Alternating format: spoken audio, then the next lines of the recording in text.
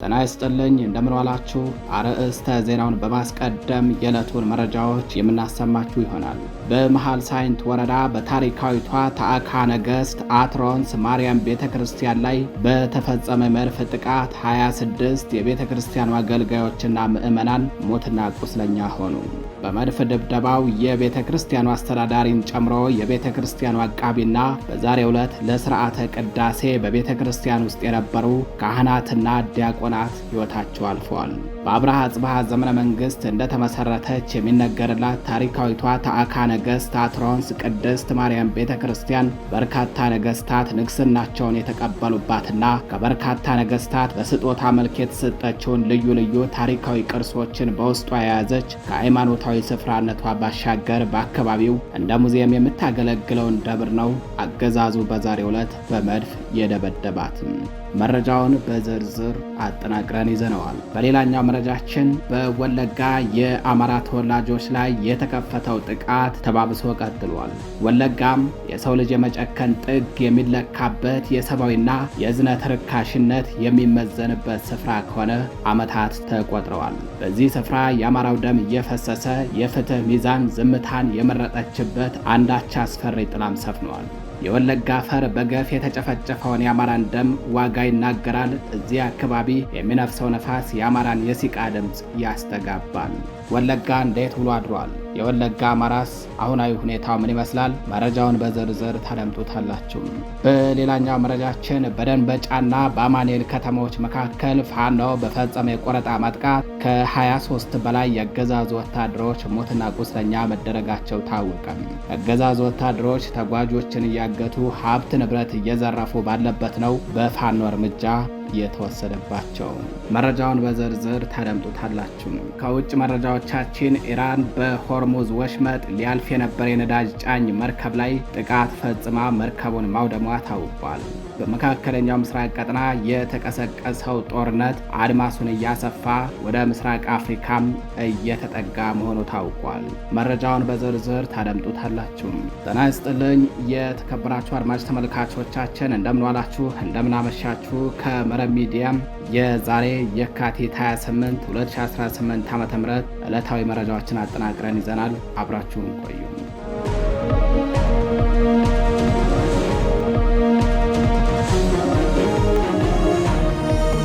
ወደ ቀዳሚው መረጃችን ስናልፍ በመሃል ሳይንት ወረዳ በታሪካዊቷ ታዕካ ነገሥት አትሮንስ ማርያም ቤተ ክርስቲያን ላይ በተፈጸመ መድፍ ጥቃት 26 የቤተ ክርስቲያኑ አገልጋዮች ሞትና ቁስለኛ ሆነው። የብልጽግና አገዛዝ በመሃል ሳይንት ወረዳ ታዕካ ነገሥት አትሮንስ ማርያም ቤተ ክርስቲያን ላይ ዛሬ የካቲት 28 2018 ዓ.ም በፈጸመው የመድፍ ድብደባ የደብሯን አስተዳዳሪ ጨምሮ 5 አገልጋዮችን ሲገድል ከ21 በላይ አገልጋዮችና ምዕመናንን ከባድ የአካል ጉዳት እንዳደረሰባቸው የመረብ ሚዲያ የቀጠናው ዘጋቢ ለማረጋገጥ ችሏል። በመድፍ ድብደባው የቤተ ክርስቲያኑ አስተዳዳሪን ጨምሮ የቤተ ክርስቲያኑ አቃቢና በዛሬው ዕለት ለሥርዓተ ቅዳሴ በቤተ መቅደስ ውስጥ የነበሩ ካህናትና ዲያቆናት ሕይወታቸው አልፏል። በአብርሃ አጽብሃ ዘመነ መንግሥት እንደተመሠረተች የሚነገርላት ታሪካዊቷ ታዕካ ነገሥት አትሮንስ ቅድስተ ማርያም ቤተ ክርስቲያን በርካታ ነገሥታት ንግሥናቸውን የተቀበሉባትና ከበርካታ ነገሥታት በስጦታ መልክ የተሰጠችውን ልዩ ልዩ ታሪካዊ ቅርሶችን በውስጧ የያዘች ከሃይማኖታዊ ስፍራነቷ ባሻገር በአካባቢው እንደ ሙዚየም የምታገለግል ደብር ናትም። በዚህች ታሪካዊትና ዕድሜ ጠገብ ቅድስት ቤተ ክርስቲያን ላይ ዛሬ የካቲት 28 2018 ዓ.ም ማርፈጃውን በጀነራል ዘውዱ ሰጣርጌ የሚመራው የብልጽግና መከላከያ ሰራዊት በፈጸመው ተከታታይ የመድፍ ድብደባ በቤተ ክርስቲያኑ የነበሩ ካህናትና ዲያቆናት እንዲሁም ሌሎች የደብሩ አገልጋዮችና ምዕመናን ሙትና ቁስለኛ ሆነዋል። በጥቃቱ የአትሮንስ ማርያም ቤተ ክርስቲያን አስተዳዳሪ ቆሞስ አባ ሞገስ ፍስሐ፣ የቤተ ክርስቲያኑ አቃቢ እማሆይ ድንቅ የታከለ እንዲሁም በዛሬው ዕለት ሥርዓተ ቅዳሴ የፈጸመው የቤተ ክርስቲያኑ አገልጋይ ቀሲስ ክንፈ ርግብ አንዳርጌ፣ ሌላኛው የቤተ ክርስቲያኑ አገልጋይ ዲያቆን በአማን እንዲሁም ሌላኛው የቤተ ክርስቲያኑ አገልጋይ ዲያቆን በለጠ አስቻለው ሕይወታቸው አልፏል። በተጨማሪም ዲያቆን መዝገቡ መኮንን፣ አባ ካልነው መንግስቱ፣ አባ ምናሴ ታረቀ፣ ዲያቆን ዋሲውን አስቻለው፣ ዲያቆን ዳዊት፣ ዲያቆን አይመረ መርሻ፣ ዲያቆን ህሩይ፣ ዲያቆን አብርሃም ሙሉ ሰው፣ ዲያቆን ጣሰው በላቸው፣ ዲያቆን ሙሉቀን ወንድም፣ ቀሲስ ይታያል አካል ነው፣ ዲያቆን ልዑል መርጌታ ሳህለ ማርያም ስለሺ፣ ሊቀ መዘምራን አየን ብርሃኑ እንዲሁም የቤተ ክርስቲያኗ ጥበቃ አባ ወንዴ ከዚህ አልፎ በዛሬው ዕለት ፍትሐት በማስፈታት ላይ የነበረችው ሰርኪ አካል ነው። ሌላኛው ምዕመን ጎበዜ አገኘው ስለሺ ከባድ፣ የቻለ ማንደፍሮ ወርቄ ይታያል የተባሉ ምዕመኖችም ከባድ የአካል ጉዳት በመድፍ ድብደባው ደርሶባቸዋል። ብልጽግና የሃይማኖት ተቋማትን ጨምሮ ንጹሐን ላይ ያነጣጠረ ጥቃት በመፈጸም የጸረ ሕዝብነት ጥሙን እየተወጣ ነው። የተከበራችሁ አድማጭ ተመልካቾቻችን ወለጋ እንዴት ውሎ አደረ ወደሚለው መረጃችን አለፍን። ያ ከአፈር ጋር ታርቆ ከጎረቤት ጋር ተዋዶ አምላኩን ፈርቶ የሚኖረው የአማራ ሕዝብ በወለጋ ምድር ደሙ እንደ ጎርፍ እየፈሰሰ ነው። አካባቢው የሰው ልጅ የመጨከን ጥግ የሚለካበት የሰብአዊነትና የእዝነት ርካሽነት የሚመዘንበት ስፍራ ከሆነ ዓመታት ተቆጥረዋል። የአማራ ደም እየፈሰሰ የፍትህ ሚዛን ዝምታን የመረጠችበት አንዳች አስፈሪ ጥላ የሰፈነበት ወለጋ ምድርን የሚያንቀጠቅጥ ሰሚ አልባ የፍጥረታት የድረሱልን ጩኸት እየተሰማበት ነው። የወለጋ አፈር በገፍ የተጨፈጨፈውን የአማራን ደም ዋጋ ይናገራል። እዚያ አካባቢ የሚነፍሰው ንፋስም የአማራን የሲቃ ድምፅ ያስተጋባል። ከየካቲት አጋማሽ ጀምሮ እስከ ትላንት ምሽት ድረስ ከ5 በላይ መንደሮች መውደማቸውን መዘገባችን አይዘነጋም። በዛሬው ዕለት ደግሞ በምስራቅ ወለጋ ዞን ሲቦ ስሬ ወረዳ ስር የምትገኘው ደንገዩ ጉዮ ቀበሌ አካባቢ ልዩ ቦታው ከረዩ ተብላ በምትጠራ ቀበሌ በርካታ የአማራ ተወላጆች ተገድለዋል። መኖሪያ ቤታቸውን በእሳት ተቃጥሏል። ዛሬ የካቲት 28 2018 ዓ.ም ረፋር ጀምሮ ወደ አካባቢው የተላኩት ገዳ ኮማንዶ የሚል ስያሜ ያላቸው የክልሉ ጸጥታ ኃይሎች በሞርተርና በዙ 23 እንዲሁም በሌሎች የቡድንና ከባባድ መሳሪያዎች ሽፋን ታግዘው የአማራ ተወላጆችን ያነጣጠረ ጥቃት የከፈቱ ሲሆን በዚህ ጥቃት በርካታ ንጹሐኖች ተገድለዋል። በርካቶችም ሕይወታቸውን ለማትረፍ ሲሸሹ ገደል ገብተው አልቀዋል። ቁጥራቸው ምን ያህል እንደሆነ እስካሁን የታወቀ ነገር የለም። መንደሪቱ በእሳት ጋይታ በአሁን ሰዓት አመዷ ብቻ ቀርቷል። ትናንት በስቲያም በሆሮ ጉድሩ ወለጋና በምስራቅ ወለጋ አዋሳኝ አካባቢዎች ላይ በርካታ መንደሮች መውደማቸውን መዘገባችን አይዘነጋም። ጥቃቱ በዋናነት በምስራቅ ወለጋ ዞን ከአንገር ጉቴ ከተማ በቅርብ ርቀት መንደር 6 እና መንደር 4 ቀበሌዎች ላይ እንዲሁም በሆሮ ጉድሩ ወለጋ ዞን አቤደንጎሮ ወረዳ ስር በሚገኙ በአሩሴ፣ በአሙሩ፣ በጉዳያ ቢላና በሌሎች የዞኑ አካባቢዎች ላይ የተከፈተ ሲሆን በዚህም እስካሁን ባለው መንደር 6 ሙሉ በሙሉ ወድሟል። መንደር 4 ሙሉ በሙሉ ወድሟል። በዚህ አካባቢ የሚገኙ ነዋሪዎች በተከፈተባቸው ጥቃት በርካቶች የተገደሉ ሲሆን ቀሪዎቹ ሕይወታቸውን ለማትረፍ ወደ አዋሳኝ አካባቢዎች ሸሽተዋል። በተመሳሳይ በሆሮ ጉድሩ ወለጋ ዞን አቤደንጎሮ ወረዳ አሩሲ ቀበሌ ሙሉ በሙሉ ወድሟል። በርካታ የአማራ ተወላጆችም በከባድ መሳሪያ ጭምር ተገድለዋል። በርካቶች ሕይወታቸውን ለማትረፍ ሲሸሹም በአካባቢው በነበረ ገደል ገብተው መውደቃቸውን የተሰማው ሲሸሹ ከተመቱና ገደል ከገቡት መካከል አዛውንቶችና ሕፃናት ናቸው ከፍተኛውን ቁጥር የሚይዙት ተብሏል። በአማራ ተወላጆች ላይ የተከፈተው ጥቃት ተባብሶ እንዲቀጥል ወንዝ ተሻግሮ የመጣብን ፋኖ የለም የሚያሰጋን እዚህ ያለው ነው በሚል ራሳቸውን የኦሮሞ ምሁራን ብለው የሚጠሩ ታዋቂ ሰዎች ጭምር አማራው በጅምላ እንዲገደል የሐሰተኛ ፍረጃ ቅስቀሳቸውን ተያይዘውታል። የክልሉ መንግስትም የክልሉ ልዩ ኃይል ከሚኒሻው ጋርና በክልሉ ከሚንቀሳቀሰው የኦነግ ታጣቂ ኃይል ጋር በማጣመር በንጹሃኖች ላይ በሜካናይዝድ የታገዘ ጥቃት ከፍቷል። በያዝነው የካቲት ወር አጋማሽ ጀምሮ በተከፈተው ጥቃት በምስራቅ ወለጋ ዞን ከአንገር ጉቴ ከተማ በቅርብ ርቀት የሚገኙት መንደር 6 እና መንደር 4 ሙሉ በሙሉ ወድመዋል። በጥቃቱም በርካታ የአማራ ተወላጆች ተገድለዋል። ቀሪዎቹም ሕይወታቸውን ለማትረፍ ወደ አንገር ጉቴ ከተማ ተሰደዋል። በዚያው ዞን በጸጥታ ኃይሎች ከወደሙት ከመንደር 6 እና ከመንደር 4 ቀበሌዎች በተጨማሪ በ10 ኪሎ ሜትር ርቀት ዙሪያ የሚገኙ መንደር 11፣ መንደር 12፣ መንደር 13፣ መንደር 2፣ መንደር 3፣ መንደር 14፣ መንደር 22 እና እንዶዴ ድቾ እንዲሁም አንገር ጉቴ ከተማ የሚኖሩ የአማራ ተወላጆች ከባድ ጭንቀት ላይ ወድቀዋል። ዛሬ የካቲት 28 2018 ዓ.ም መንደር 3 ተብሎ በሚጠራው አካባቢ ላይ የአገዛዙ ወታደሮች ጥቃት ከፍቶ የነበረ ቢሆንም ነገር ግን ህዝቡ እንደ አንድ ቃል ተናጋሪ እንደ አንድ ልብ መካሪ ሆኖ ተፈጥሯዊ መብቱን በመጠቀም ጥቃቱን ለመከላከል ሙከራ አድርጓል። የአገዛዙ ወታደሮችም ከወደ ህዝቡ የደረሰባቸውን መከላከል መቋቋም ባለመቻላቸው ወደ ኋላ ፈግፍገው ተመልሰዋል። ነገር ግን አሁንም ይላሉ የአካባቢው ነዋሪዎች አሁኑን ተከላክለን እንመልስ እንጂ በቀጣይ ግን በከባድ መሳሪያ እየደበደቡ ያወድሙናል ሲሉ ስጋታቸውን ገልጸዋል።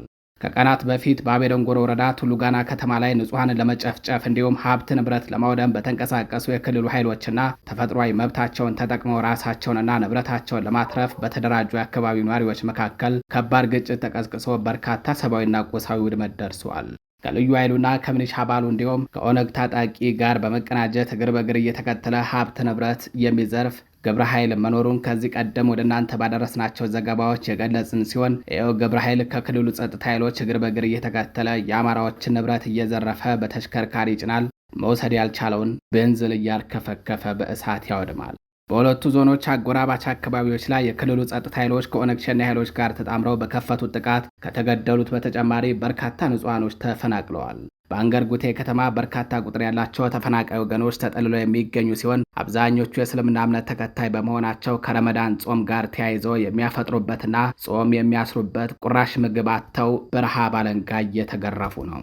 እነዚህ ወገኖች ሀብት ንብረታቸው ተዘርፏል፣ ቀሪውን በእሳት ተቃጥሏል። የሚላስ የሚቀመስ የላቸውም። አንዳንዶች በአፋቸው ምግብ ሳይቀምሱ ቀናትን በማስቆጠራቸው ራሳቸውን ስተው ወድቀዋል። አንዳንዶች ደግሞ የልጆቻቸውን የራበኝ ድምፅ መስማት አላስችል ብሏቸው ራሳቸውን ማጥፋታቸው ታውቋል። አገዛዙ ከሸኔና ከልዩ ኃይሉ ጥይት የተረፈውን አማራ በረሃብ እየፈጀው ነው። በወለጋ ያለው ሁኔታ ይህን ይመስላል። የተከበራችሁ አድማጭ ተመልካቾቻችን ወደ ሌላኛው መረጃችን አለፍን። በደንበጫና በአማኑኤል ከተሞች መካከል ፋኖ በፈጸመ የቆረጣ ማጥቃት ከ23 በላይ የአገዛዙ ወታደሮች ሞትና ቁስለኛ መደረጋቸው ታወቀም። የአገዛዙ ወታደሮች ተጓዦችን እያገቱ ሀብት ንብረት እየዘረፉ ባሉበት ነው በፋኖ እርምጃ የተወሰደባቸው ተብሏል። በትላንትናው ዕለት ማለትም ትላንት የካቲት 27 2018 ዓ.ም ከደንበጫ እስከ አማኑኤል ከተማ ለ5 ተከታታይ ቀናት መስመር ሙሉ ዘግተው የመንገደኛ ስልክ እየቀሙ የአንገት ሐብልና የጣት ቀለበት እንዲሁም የጆሮ ጌጥ ሳይቀር እየቀሙ የነበሩ ያገዛዙ ኃይሎች ላይ እርምጃ ተወስዷል። በአማራ ፋኖ ብሔራዊ ንቅናቄ ቴዎድሮስ ዕዝ 109ኛ ኮር 99ኛ ክፍለ ጦር የተውጣጡ የፋኖ ኃይሎች በወሰዱት መብረቃዊ ጥቃት 10 ወታደሮች ሲገደሉ ከ13 በላይ የሚሆኑት ቁስለኛ ተደርገዋል። ወደ ሌላኛው መረጃችን አለፍን። ከ3 ወረዳ ለተወጣጡ የፋኖ ጊዜያዊ መዋቅር አመራሮች የአቅም ማጎልበቻ ስልጠና ተሰጠም። በቴዎድሮስ ዕዝ 201ኛ ኮር 54ኛ ክፍለ ጦር ስር ከሚተዳደሩ ከቢቡኝ፣ ከሰዴ፣ ከሞጣ ሁለት እጁን ነሴ ወረዳ ከተወጣጡ የፋኖ ጊዜያዊ መዋቅር አመራሮች በኮሩ ሕግና ስነ ስርዓት መምሪያ አስተባባሪነት የአቅም ማጎልበቻ ስልጠናና የእስከዛሬዎቹን ስራዎች አፈጻጸም ግምገማ መካሄዱን ኮሩ ለመረብ ሚዲያ በላከው መረጃ ገልጿል። ከመቼውም ጊዜ በላይ የድርጅቱ ዋና ቀይ መስመር የሆነው ህዝባችን ነው ያለው ኮሩም በእያንዳንዱ አገልግሎት አሰጣጥ ሂደት ግልጽና ቀልጣፋ አገልግሎት በመስጠት እንዲሁም በየአካባቢው ፍትህን የማረጋገጥ ስራ እየተሰራ ነው ብለዋል። ኮሩ በህዝብ ግንኙነት ክፍሉ በኩል ለመረብ ሚዲያ በላከው መረጃ በድርጅታችን መመሪያ መሰረት ተጠያቂነትን ለማስፈን ችግሮችን በመለየት ክፍተቶችን ለመሙላት የሚያስችሉ የአቅም ማጎልበቻ ስልጠናዎች ለ3 ወረዳ አመራሮች መስጠት ተችሏል ሲል ገልጿል። በተያያዘ የአማራ ፋኖ የትጥቅ ትግል ያለበትን ወቅታዊ ሁኔታን በማስመልከት ለህብረተሰቡ ሰፊ የግንዛቤ ማስጨበጫ መሰጠቱ ታውቋል። የአማራ ፋኖ ብሔራዊ ንቅናቄ ቴዎድሮስ ዕዝ 201ኛ ኮር 64ኛ ክፍለ ጦር በእነማይ ወረዳ ዴንሳ፣ እነቆራና ሸበል በረንታ ወረዳ አራጤ ቀበሌ ህዝባዊ ውይይት የተደረገ ሲሆን በዚህም የአማራ ፋኖ የትጥቅ ትግል ስላለበት አሁናዊ ሁኔታ ሰፊ ማብራሪያ ለማህበረሰቡ ተሰጥቷል። የተከበራችሁ አድማጭ ተመልካቾቻችን ወደ ሌላኛው መረጃችን አለፍን። ዘመቻ መሪውንና ኦፕሬተሩን ጨምሮ የ11ኛ ዕዝ የብልጽግና መከላከያ ሰራዊት አባላት ፋኖን ተቀላቀሉ። በጀነራል አድማሱ አለሙና ጀነራል ዘውዱ ሰጠርጌ የሚመራው 11ኛ ዕዝ 203ኛ ኮር 83ኛ ክፍለ ጦር የሻለቃ ዘመቻውንና ኦፕሬተሩን ጨምሮ የመቶ አለቃ አዛዥና የሻለቃ ስታፍ ጠርናፊው በአጠቃላይ 5 አባላት ከነሙሉ ትጥቃቸው ፋኖን ተቀላቅለዋል። በአማራ ፋኖ ብሔራዊ ንቅናቄ ምስራቅ አማራ ቀጠና ምኒልክ ዕዝ ልዩ ዘመቻን ነው የተቀላቀሉትም። የተከበራችሁ አድማጭ ተመልካቾቻችን ወደ ውጭ መረጃችን አለፍን። ኢራን በሆርሙዝ ወሽመጥ ሊያልፍ የነበረ የነዳጅ ጫኝ መርከብ መምታቷን አስታወቀችም። የኢራን እስላማዊ አብዮታዊ ዘብ በሆርሙዝ ወሽመጥ በኩል ሲያልፍ የነበረ የነዳጅ ጫኝ መርከብ ላይ ጥቃት ፈጽሟል። አብዮታዊ ዘቡ ባወጣው መረጃ ፕሪማ የሚል ስያሜ ያለው ነዳጅ ጫኝ መርከብ በወሽመጥ በኩል መተላለፍ እንደማይቻል በባህር ኃይሉ የተሰጠውን ተደጋጋሚ ማስጠንቀቂያ ችላ በማለቱ ነው በድሮን የመታ ነው ብሏል። ከጠበኛ ሀገራት ጋር አጋር የሆኑ ነዳጅ ጫኝና የንግድ መርከቦች በሆርሙዝ ወሽመጥ በኩል ማለፍ እንደማይፈቀድላቸውም ወታደራዊ ኃይሉ ጨምሮ አስታውቋል።